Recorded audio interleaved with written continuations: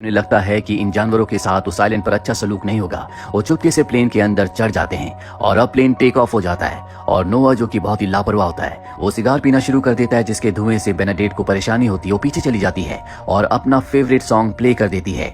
यहाँ पर हमें पता चलता है कि नोआ को सॉन्ग से नफरत है। वो उसे कहता है कि तुम सॉन्ग को ऑफ कर दो, मैं सिगार पीना बंद कर दूंगा। और अब वो ऐसा ही करती है, जिसके बाद वो सिगार पीना छोड़ देता है। कुछ देर के बाद नोआ को नींद आती है, इसीलिए वो प्लेन को ऑटो पायलट मोड पर लगाने की कोशिश करता है ताकि सो सके, लेकिन प्लेन का ऑटो पायलट मोड खराब हो जाता है। बेनाडेट कहती है कि मुझे थोड़ा बहुत प्लेन चलाना आता है, तुम पीछे जाकर सो जाओ। और तभी पीछे से एक बतख आगे आती है और उस बतख के साथ बॉबी और जूली भी आते हैं, जिन्हें देखकर नोआ हैरान हो जाता है। बॉबी कहता है कि हमारी गाय बहुत बीमार है और नोआ जैसे लोग उसका ध्यान नहीं रख सकते, इसीलिए जूली और मैं उसका ध्यान रखने के लिए आए हैं। और अब पूरी रात प्लेन चलता रहता है। अगली सुबह नोआ देखता है कि प्लेन का कंपास अच्छे से काम नहीं कर रहा, जिस वजह से दिशा भटक चुके हैं। साथ ही अब प्लेन में इतना फ्यूल नहीं है कि ये वापस जा सके।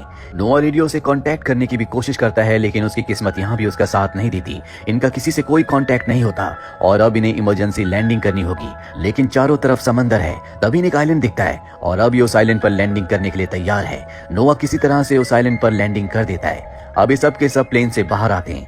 ये देखते हैं कि इस आइलैंड पर दूर दूर तक कोई भी नहीं है और कोई इन्हें अपनी दूरबीन से देख रहा होता है। ये दो जापानीज सोल्जर्स हैं, जिन्हें देखकर लगता है कि बहुत वक्त से ये इसी आइलैंड पर रह रहे हैं।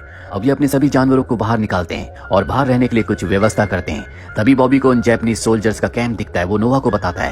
ये उनके कैंप को देखते और इन्हें पता चलता है कि ये दो सोल्जर वर्ल्ड वॉर 2 से यहीं पर फंसे हुए हैं और इन्हें अभी तक पता नहीं चला कि वर्ल्ड वॉर 2 खत्म हो चुका है। हालांकि बेनाडेट जाकर उन्हें बताना चाहती है, लेकिन नोआ मना कर देता है और वापस से अपने प्लेन के पास आ जाते हैं। तभी वहां पर वो दोनों जापानीज सोल्जर्स आते हैं, जिनके पास गन भी है, लेकिन इतने सालों में उनके हथियार खराब हो चुके हैं। तभी नोआ आकर अपनी फ्लेयर गन से उनके ऊपर हमला करता है। वो दोनों के दोनों जापानीज वहां से भाग जाते हैं। नोआ को अपनी बहादुरी पर बहुत खुशी होती है, लेकिन बेनाडेट उसके इस रवैये से बिल्कुल खुश नहीं होती, क्योंकि वो हिंसा नहीं बल्कि अहिंसा में विश्वास रखती है। वो उन दोनों जापानीज से मिलकर उन्हें सब कुछ सच बताना चाहती है, लेकिन नोआ साफ साफ मना कर देता है। वो कहता है कि इस वक्त मैं तुम्हारा कैप्टन हूँ, तुम्हें मेरी बात माननी होगी। अब ये सब के सब प्लेन में चले जाते हैं। रात को बेनाडेट बच्चों को प्लेन में सुलाकर बाहर आती है, जहाँ पर नोआ होता है। दरअसल बाहर वो रखवाली कर रहा है और अब बेनाडेट कहती है, क्यों ना हम अच्छे दोस्तों की तरह रहे, तुम बहुत ज्यादा थक चुके हो, तुम अंदर जाकर आराम कर लो, मुझे अपनी फ्लेयर गन दे दो, मैं यहाँ पर रखवाली करती हूँ। नोआ उसकी बात मान जाता है और वो प्लेन के अंदर चला जाता है। दरअसल बेनाडेट का प्लान कुछ और ही होता है। वो ईश्वर पर बहुत विश्वास करती है, वो लोगों की मदद करना चाहती है, लेकिन वो दोनों जापानीज सोल्जर उसे देखकर अपनी तलवार निकाल लेते हैं। लेकिन यहाँ बेनाडेट की किस्मत अच्छी होती है कि उन दोनों में से एक को थोड़ी बहुत इंग्लिश आती है। बेनाडेट इन्हें बताती है कि वर्ल्ड वॉर 2 खत्म हो चुका है, अब हर जगह शांति है। ये सुनकर उन दोनों को बहुत खुशी होती है और ये तीनों आपस में दोस्त बन जाते हैं, जिसके बाद जापानीज सोल्जर बेनाडेट को खाने के लिए बहुत अच्छा खाना भी देते हैं। वहीं हमें नोआ को दिखाया जाता है जब वो सुबह प्लेन से बाहर आता है। वो देखता है कि बेनाडेट आसपास नहीं है। वो समझ जाता है कि जापानीज सोल्जर्स ने उसे अगवा कर लिया है, इसीलिए वो अपनी फ्लेयर गन लेकर उनके कैंप में हमला कर देता है, जिससे जापानीज सोल्जर्स भी डर जाते हैं। वो भी उसके ऊपर हमला करते हैं। वो नोआ को धराशायी कर देते हैं, पर इससे पहले कि वो नोआ को नुकसान पहुंचाते, बेनाडेट मना करती कि ऐसा मत करो, जिससे वो दोनों जापानीज सोल्जर्स रुक जाते हैं और अब इन सब की आपस में दोस्ती हो जाती है। हमें यहाँ पर पता चलता है कि ये दोनों जापानीज सोल्जर्स पिछले 35 सालों से यहाँ पर फंसे हुए हैं। 35 सालों से इनका बाहर की दुनिया से कोई संपर्क नहीं हुआ। नोआ बेनाडेट से कहता है कि तुम्हें इस तरह से अपनी जान को जोखिम में डालकर यहाँ पर नहीं आना चाहिए था। दरअसल उसे बेनाडेट की बहुत चिंता है। कहीं न कहीं वो दिली दिल में बेनाडेट को पसंद करने लगा है। और शाम को जब ये दोनों बातें कर रहे होते हैं, तभी नोआ बेनाडेट को किस कर लेता है, जो बॉबी और जूली भी देख लेते हैं। हालांकि जूली अब उसे पसंद करती है, लेकिन बॉबी उसे पसंद नहीं करता, क्योंकि जानवरों के प्रति उसका रवैया अच्छा नहीं था। अगली सुबह सबके सब तय करते हैं कि ये प्लेन को पानी में उतारेंगे, लेकिन इतने बड़े प्लेन को पानी तक खींचना इतना आसान नहीं होगा।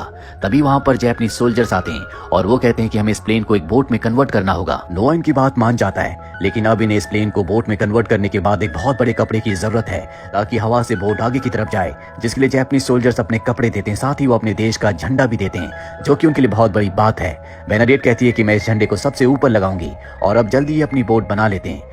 बोट बनने के बाद नोआ कहता है कि हम इसमें जानवरों को नहीं ले जा सकते, क्योंकि बाहर बहुत ज्यादा बढ़ जाएगा। बॉबी को बहुत गुस्सा आता है। वो कहता है कि मैं अपने जानवरों के बिना नहीं जाऊंगा। साथ ही जूली को बहुत दुख होता है, उसकी आंखों में आंसू आ जाते हैं। नोआ को एहसास होता है कि ये बच्चे, जिनकी खिलौनों से खेलने की उम्र है, वो जानवरों के लिए कितना कंसर्न है, इसीलिए तय करता है कि वो जानवरों को अपने साथ ले जाएगा। और अब नोआ और बेनाडेट एक दूसरे के बहुत करीब आ चुके हैं। बेनाडेट इस बोट के ऊपर लिखती है नोआज आर्क, जो देखकर नोआ को बहुत खुशी होती है। और अब ये सब के सब उस बोट पर बैठकर समंदर में उतर जाते हैं। साथ ही जापानीज सोल्जर्स ने अपने कैंप को ब्लास्ट कर दिया होता है। उन्हें पूरा विश्वास है कि वो इस बोट से सुरक्षित जगह पर जरूर पहुंच जाएंगे। यहाँ पर बेनेडिक्ट हमेशा बाइबल पढ़ती रहती है और वो बाइबल में नोआ की कहानी से बहुत ज्यादा प्रभावित होती है। नोआ ने भी इंसानों को और जानवरों की प्रजातियों को बचाने के लिए इसी तरह की एक नाव बनाई थी, जिस वजह से इंसानियत जीवन इस दुनिया में बच पाया। कई दिनों का सफर तय करने के बाद ये एक बतख के ऊपर एक मैसेज लिखकर उसे समंदर में छोड़ देते हैं ताकि वो उड़कर किसी आबादी वाले आइलैंड पर जाए, जहां पर लोग इनके मैसेज को पढ़कर इनकी मदद करने के लिए यहाँ पर आ सके। लेकिन कुछ ही दूर आगे जाने के बाद वो बतख उस आइलैंड की तरफ मुड़ जाती है जिस आइलैंड से सब के सब यहाँ तक आए हैं। लेकिन अब भी इनके दिलों में होप है। रात को खाने के वक्त ये सब के सब ईश्वर से प्रे करते हैं कि उस बतख को सही दिशा में सही आइलैंड तक पहुंचा दे। अगली सुबह नोआ खाने के लिए मछलियां पकड़ता है। साथ ही बॉबी देखता है कि उसका एक बैल खाना नहीं खा रहा, इसीलिए वो पीने के लिए उसे दूध देता है। पर तभी वहां पर नोआ आ जाता है। वो कहता है कि तुम खाने को ऐसे वेस्ट नहीं कर सकते, हमारे पास लिमिटेड खाना है जो हमें खुद के लिए बचाना होगा। लेकिन बॉबी जानवरों से बहुत प्यार करता है, इसीलिए अपने हिस्से का दूध वो अपने बैल को दे देता है। इन्हें अब बोट में बहुत दिन बीत चुके हैं और इनके खाने की सप्लाई खत्म हो चुकी है। नोआ जो पिछले कई दिनों से मछलियां पकड़ने की कोशिश कर रहा था, उसमें वो पूरी तरह से नाकामयाब हुआ। नोआ और बेनेडिक्ट तय करते हैं कि इनके पास जो चिकन है ये उन्हीं को मार कर खाएंगे। पर बॉबी कहता है कि हम ऐसा नहीं कर सकते, वो मेरे दोस्त हैं। वो कहता है कि हम रोशनी में मछलियों को पकड़ सकते हैं। रोशनी मछलियों को आकर्षित करती है और अब ये रात को सारी लाइट्स ऑन करते हैं, जिसके बाद मछलियां इनकी बोट के पास आ जाती है। पर इससे पहले कि मछलियां पकड़ते यहाँ पर एक बहुत बड़ी शार्क आती है, जिससे डर जाते हैं। साथ ही शार्क के डर से सभी मछलियां भाग जाती है। नोआ तय करता है कि वो शार्क को ही पकड़ेंगे। ये बड़ी चालाकी से शार्क को एक जाल में फंसा लेते हैं, लेकिन इतनी बड़ी शार्क को ऊपर खींचना इतना आसान नहीं होगा। और अब जब ये सब के सब शार्क को ऊपर खींचने की कोशिश कर रहे होते हैं, तभी बॉबी पानी में गिर जाता है। नोआ उसे बचाने के लिए पानी में कूद जाता है और ठीक उसी वक्त शार्क जाल से आजाद हो जाती है और अब वो नोआ और बॉबी की तरफ बढ़ती है। पर इससे पहले कि वो उन्हें अपना भोजन बनाती, बेनेडिक्ट ऊपर से फ्लेयर गन से उस पर हमला करके उसे मार देती है, जिससे नोआ और बॉबी की जान बच जाती है।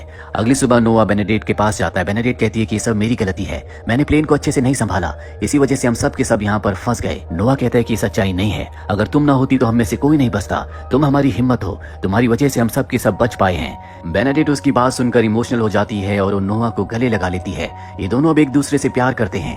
अब रात को समंदर में तूफान आता है, जिससे इनकी बोट के अंदर पानी चला जाता है। ये किसी तरह से बोट का पानी निकाल लेते हैं और तूफान भी शांत हो जाता है। पर बॉबी का जो बैल होता है उसकी तबीयत बहुत ज्यादा खराब हो चुकी है, बहुत ज्यादा तड़प रहा होता है। नोआ कहता है कि हमें इसे दर्द से मुक्त करने के लिए मारना होगा, पर बॉबी इसके लिए तैयार नहीं होता क्योंकि वो उसका दोस्त है। पर जब जापानीज सोल्जर्स उसे समझाते हैं तो वो मान जाता है और अब सब के सब उसे अलविदा कहते हैं। नोआ उसे मारने वाला होता है कि तभी एक सायरन की आवाज आती है। जब ये सब के सब बाहर जाते हैं तो देखते हैं कि वहां पर यूएस का एक बहुत बड़ा शिप होता है, जो कि एक कोस्ट गार्ड शिप है जो इन्हें ढूंढ रहा था। इन्होंने जिस बतख को मैसेज देकर भेजा था वो बतख इस शिप पर आ गई थी, जिसके बाद इन्हें पता चला कि समंदर में कुछ लोग फंसे हुए हैं और अब वो शिप इनकी बहुत बड़ी बोट को जो इन्होंने प्लेन से बनाई थी अपने पीछे बांधकर खींचकर सुरक्षित जगह की तरफ लेकर निकल पड़ता है। और ठीक उसी वक्त नोआ और बेनेडिक्ट एक दूसरे से शादी कर लेते हैं। नोआ पूरी तरह से बदल चुका है, वो अब पहले जैसा नहीं रहा, वो एक अच्छा और जिम्मेदार इंसान बन गया है और ये सब बेनेडिक्ट और उसके सामने आई मुश्किलों की